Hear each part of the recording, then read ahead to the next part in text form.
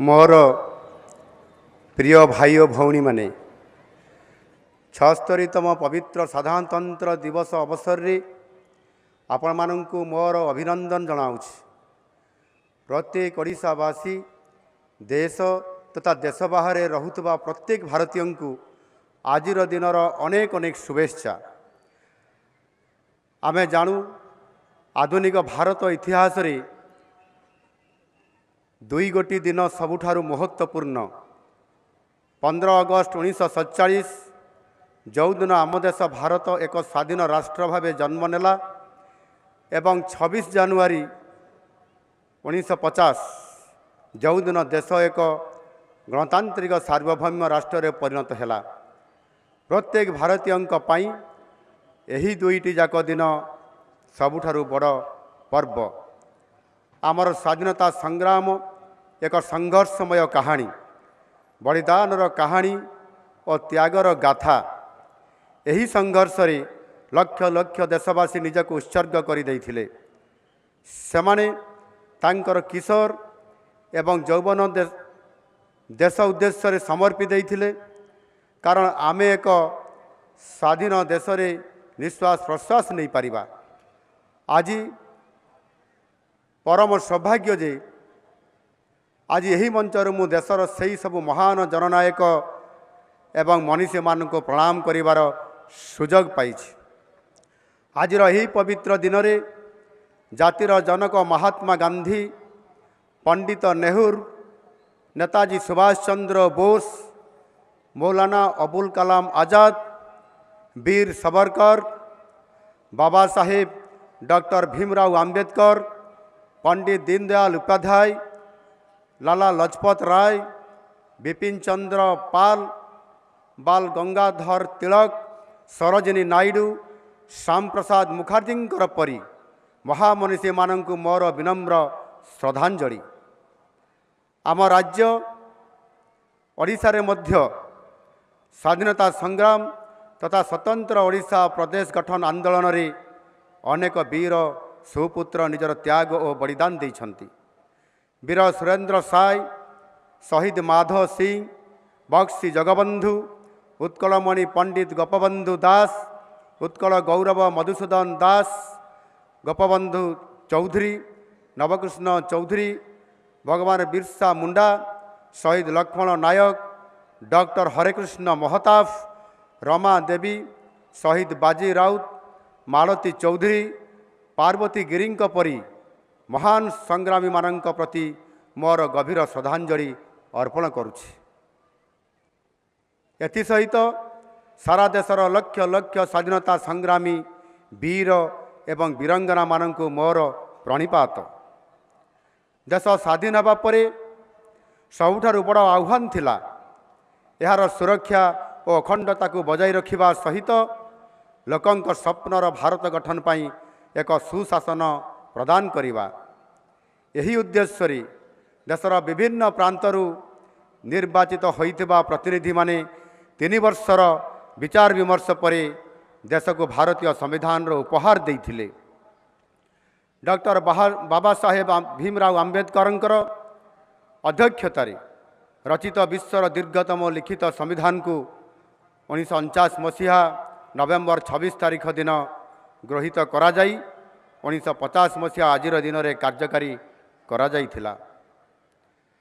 संविधान को निजर प्रथम धर्मग्रंथ मानुथिबा देशर यशस्वी प्रधानमंत्री श्री नरेंद्र मोदी जी नवेम्बर 26 तारीख को संविधान दिवस पालन करिबा पई 2015 मसीह घोषणा करथिले, जहा आमे उत्साह सहकारे प्रतिवर्ष पालन करि आसुछु।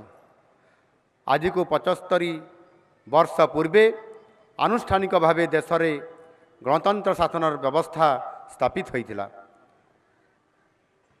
एहा परे निरविच्छिन्न भावे आम देश सांविधानिक विधि व्यवस्था को पाथेय करी आगे चली। भारतर समसामयिक राष्ट्र जो माने विभिन्न उपनिवेशिक बादरू स्वाधीनता प्राप्त करथिले सेमानंक मध्यरु कौन सी राष्ट्र रे निरविच्छिन्न भावे गणतंत्र रही नहीं। सही सब राष्ट्र किसी समय पाई एकछत्रवाद परिणत होइछि। କିମ୍ବା ଆଜି ମଧ୍ୟ ସେଠାରେ ଏକଛତ୍ର ଶାସନ ଚାଲିଛି। ଭାରତରେ ଗଣତନ୍ତ୍ର ବଜାୟ ରଖିବାରେ ସବୁଠାରୁ ବଡ଼ ଭୂମିକା ଗ୍ରହଣ କରିଛନ୍ତି ଏ ଦେଶର କୋଟି କୋଟି ଜନତା। କୁହାଯାଏ ଗଣତାନ୍ତ୍ରିକ ଶାସନରେ ଲୋକଙ୍କର ସ୍ୱର ହିଁ ହେଉଛି ଭଗବାନଙ୍କର ସ୍ୱର। ସାଧାରଣ ଜନତା ହେଉଛନ୍ତି ଗଣତନ୍ତ୍ରରେ ଅସଲ ଶାସକ।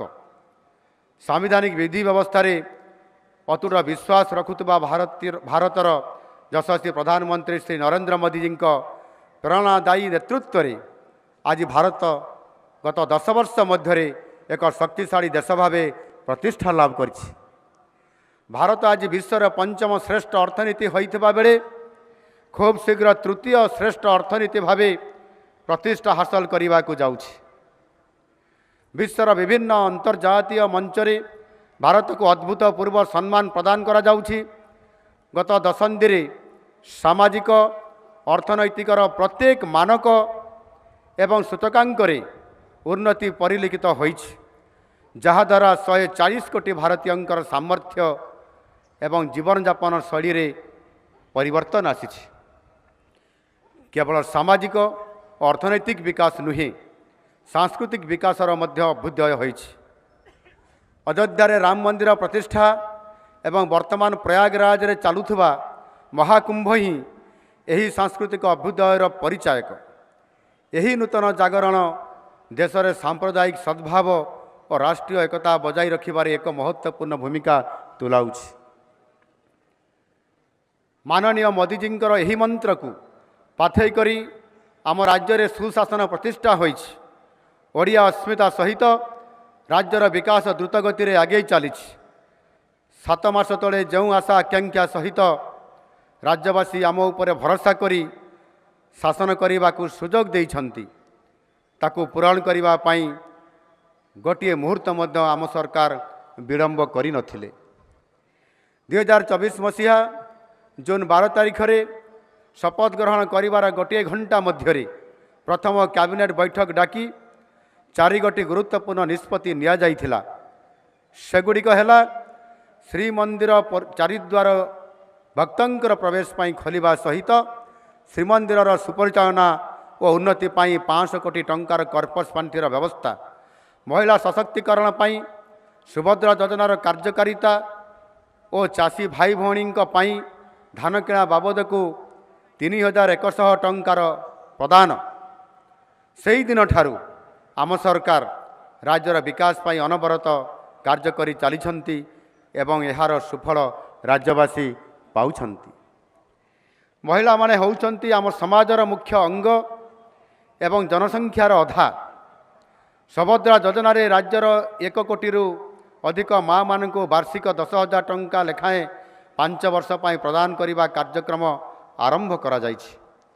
ଆଜି ସୁଦ୍ଧା 80 ଲକ୍ଷରୁ ଅଧିକ ମହିଳା ହିତାଧିକାରୀମାନେ ପ୍ରଥମ କିସ୍ତି ଟଙ୍କା ପାଇ ସାରିଲେଣି। ଅବଶିଷ୍ଟ ଯୋଗ୍ୟ ମହିଳା ହିତାଧିକାରୀମାନେ ଆସନ୍ତା କିଛି ଦିନ ମଧ୍ୟରେ ପାଇଯିବେ। ପୁନର୍ବାର ମାର୍ଚ୍ଚ 8 ତାରିଖ ମହିଳା ଦିବସ ଅବସରରେ ଦ୍ୱିତୀୟ କିସ୍ତି ପାଇବେ। ଏହି ସହାୟତାକୁ ଉପଯୋଗ କରି ମା'ମାନେ ଛୋଟ ଛୋଟ ବ୍ୟବସାୟ କରି ନିଜ ନିଜ ପରିବାର ପାଇଁ ରୋଜଗାର କରିପାରିବେ। ଓଡ଼ିଶାର ଅର୍ଥନୀତି ଆମ ପରିଶ୍ରମୀ ଚାଷୀଙ୍କର ବିନା କଳ୍ପନା କରାଯାଇପାରେ ନାହିଁ। ଭାରତର ଏକମାତ୍ର ପରୀକ୍ଷିତ ବାୟୋସାର ପୃଥ୍ୱୀ ପ୍ରୋ ମାଟିକୁ ରଖେ ସୁସ୍ଥ, ଦିଏ ନୂଆ ଜୀବନ। ଧାନ, ପନିପରିବା ଓ ଡାଲି ଜାତୀୟ ଫସଲ ପାଇଁ ଲାଭଦାୟକ, ଅମଳ ବଢ଼ାଏ, ରୋଗ କମାଏ। ଆଜି ହିଁ ଜମିରେ ପ୍ରୟୋଗ କରନ୍ତୁ। ଯୋଗାଯୋଗ ପାଇଁ 9937054201 ନମ୍ବରକୁ ଡାଏଲ୍ କରନ୍ତୁ। ଆମ ସହ ଯୋଡ଼ି ହେବା ପାଇଁ ଆମକୁ ଲାଇକ୍, ଫଲୋ ଓ ସବସ୍କ୍ରାଇବ୍ କରନ୍ତୁ। ଅଧିକ ଅପଡେଟ୍ ପାଇଁ ଭିଜିଟ୍ କରନ୍ତୁ ଆମ ୱେବସାଇଟ୍ thequiver.in।